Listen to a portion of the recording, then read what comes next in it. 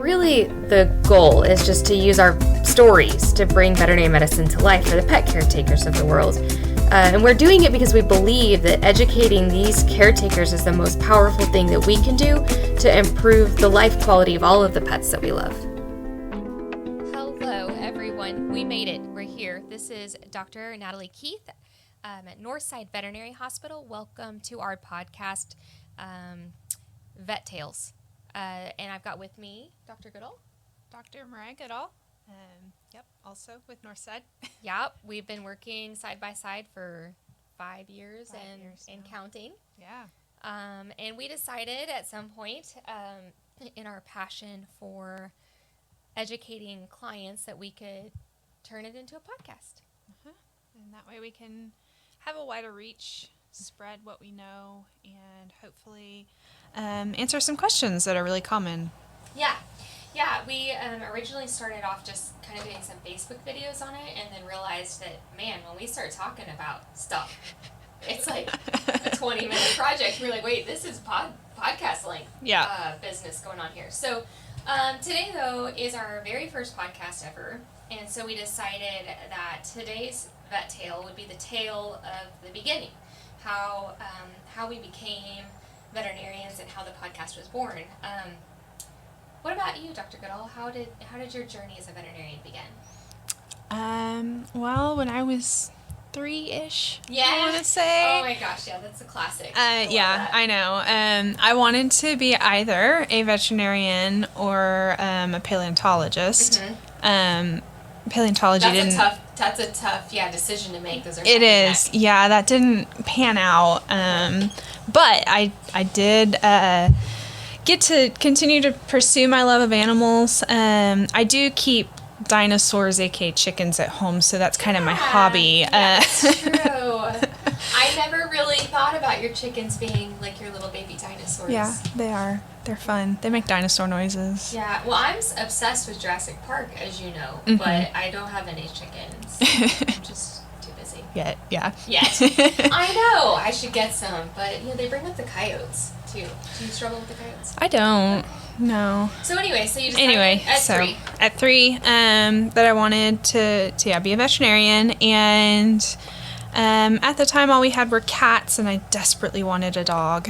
And so for my 4th birthday, we got our first dog and adored her. But then we had to move up, and I wanted a horse. Oh, yeah. It bigger and better. Yeah. So at 5, I started riding, and at 11, my dad made me a deal that if I got so many AR reading points, he would buy me a horse. And so, of course, I smashed that goal. I bet, like in no time flat. Yeah. How long did it take you? It took me 3/4. So I had to get it within a year, and it took me 3/4 because the first part I was like, and he was like, no, I'm serious. So and I was like, semesters, like of 1 year, it was broken up into 4 quarters. Yeah. Okay. Yeah. So a semester and a half, basically. Right. And so, then I got my first horse, and I really, for a long time, thought I was going to do equine medicine. But then, as I kind of actually went through vet school and had experience in the vet field, and then, became a veterinarian, I have found that I really have a passion for old dogs. Mm-hmm. Yeah. And so that's kind of my story in a nutshell.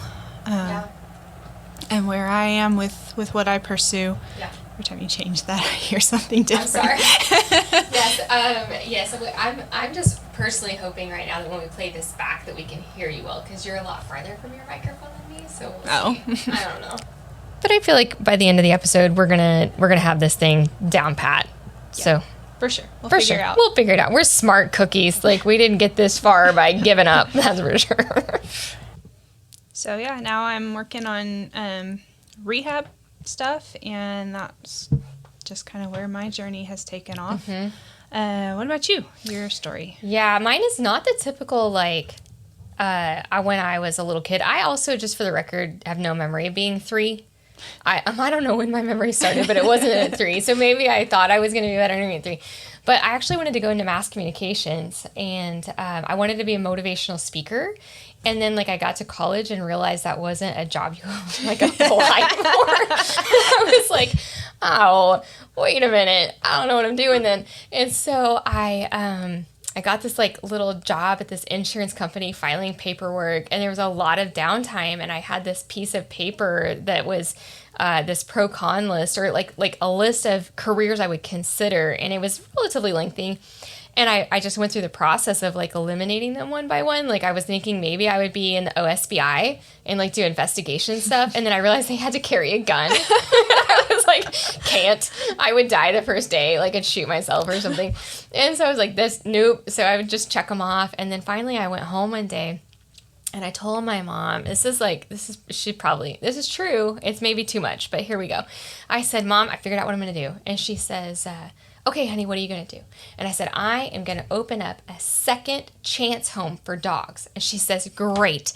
That sounds fabulous. But it's not going to make any money, and it's going to cost a whole lot of money. So you better get yourself a real job. And so then I started, like, thinking, okay, well, what can I do that ties that love of animals in? Because I've always loved animals. I think I always thought you had to be, like, extremely exceptional to be a veterinarian. Mm-hmm. And my mom then tells me, I don't know if this is true either, but she's brilliant, that lady. She says, well, you know what the average IQ of a doctor is? And I said, no. And she says, 100. And I was like, oh, that sounds like a good number. And she goes, yeah, do you know what the average IQ of the population is? I was like, no. She goes, 100. So you can do it. That was the way she convinced me to pursue this idea of becoming a veterinarian. Mm-hmm. And once I locked in on it, it was, I was immediately working at a little clinic back home, super rural, and we did a lot of cattle. A lot of cattle, a little bit of horses, and then some small animals. So I also went into vet school kind of thinking I was going to do large animal work, and then just one thing led to another, and wound up doing mostly small animals. And then I think, I while you really love the geriatrics and the rehab, I really feel myself pulled more towards internal medicine, but also just educating people. Like, that is the one thing that really fuels me, is giving people information about their pet situation, whether it's preventative or illness or accident or even just, like, behavioral stuff, anything that helps them be the pet parent they want to be. Yeah. And I think that, kind of that idea for both of us of wanting to educate people, wanting to work with people on a personal level is probably why we both stepped away from large animal. Because you don't get that as much with your producers or a lot of your horse clients. Because it's herd management, and it's not this, personal, like, what is the very best thing for this pet in this environment kind of thing. So, yeah, that's a good point. I hadn't really thought about that. Because that's one thing, when I was kind of deciding where was I going to go with this DVM that I just, worked 4 years and spent way too much money on. It was like, what do I want to do? And I didn't want to preg check 1 million cattle and maybe never see them again, or, I only see that producer once a year. Right. Relationships are important. Well, and you had, concurrently, you were working on your health services. Tell us about that. So I have a master's in public health also. Yeah. And that was also kind of driven with this desire to help people. My focus was epidemiology, which is how disease spreads. And so understanding, how much of a disease is present in a population and what can we do about that. And so that was kind of a different branch and one that I don't know that I use a whole lot here, but it was definitely driven by this desire to make the world a better place, improve the lives of human and animals. And so, that was a crazy decision to work on your DVM and a master's at the same time. I mean, I got mad respect for that. I can't imagine. Cannot. But, so I do have that training too, which I think has been useful throughout my career too. I mean, but that's the whole thing about knowledge, right? Like, it's all useful. Mm-hmm. You know, just even the random courses you take in college or the books you read, like every time you learn something, it just makes you a better rounded person, Mm-hmm. And understanding how the world works better. Yeah. You know? I mean, that was another reason for the podcast. Obviously, we really want to educate people about pet care, like whether it's, again, like the wellness or the illnesses or behavioral stuff. But I think another really big driver for me was wanting people to understand how veterinary medicine works. Mm-hmm. Like, what does it look like behind the scenes at a vet clinic? Like, what hurdles are we trying to jump? What factors are we working with? You know, why do things cost what they cost? Why do they take how long they take? And what does it feel like to be us? So, you know, we're walking from a really happy room to a really sad room to a really frustrating room and then back again to another, you know, puppy wellness. And it's like, you know, it's a lot to juggle in your mind and your emotions, and just kind of like giving people that behind the scenes, so we can all understand each other better. Yeah. And I hope that a lot of people get that out of this. You know, I remember being just a client and not having any veterinary experience and being like, why am I sitting here for so long? Why did you hand me this box that I now have to pay $200 for? Trifexis at Sadie's very first vet appointment. I had no idea. That's amazing. Yeah, and I don't, you know, growing up in rural Oklahoma, it was a lot different. And, you know, and again, that was like, I don't want to date myself, but like the, you know, 80s and 90s. And things were a lot different then. And so I kind of just went straight into working at a vet clinic. I really thought I was just going to be like opening boxes and sweeping floors. And by the end of the week, I'm like pulling puppies from dystocia dogs and vaccinating a whole litter of hound puppies on my own because the doctor got called on an emergency, and he's like walking me through it on the phone, and it's just a different world back then. And so then coming into having our own vet clinic, having staff, like one of our receptionists, you know, is super great sounding board for me to remember what is it like to be a client with no training or history in veterinary medicine. What does that look like through that lens? Yeah. And trying to never lose touch with that as well. Right. Yeah. I mean, that's a battle that we fight, you know, because I do know a lot. Mm-hmm. And sometimes I say words and people are like, what does that mean? Or that's a really technical term. And like in my mind, it's not, because the person I speak to most is probably Dr. Keith. Yeah. Yeah.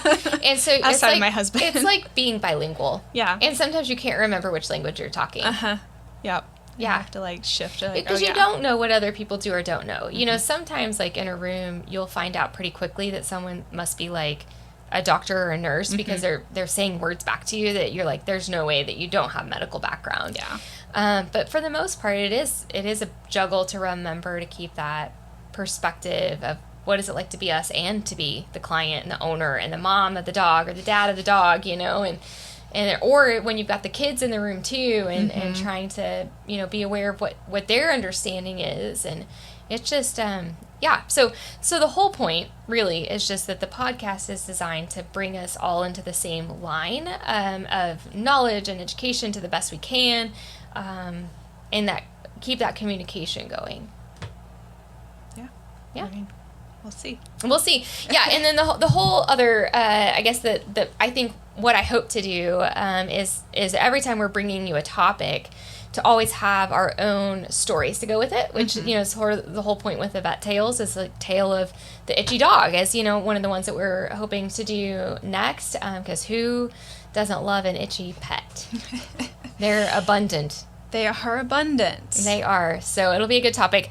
That's really all we have for today. We just wanted y'all to get to know us and to give you the ideas behind why we're doing this, and hope that we can continue to be helpful to one another. Yeah. Yeah. Introduce this new format. Indeed. Off we go. And we will see you next time.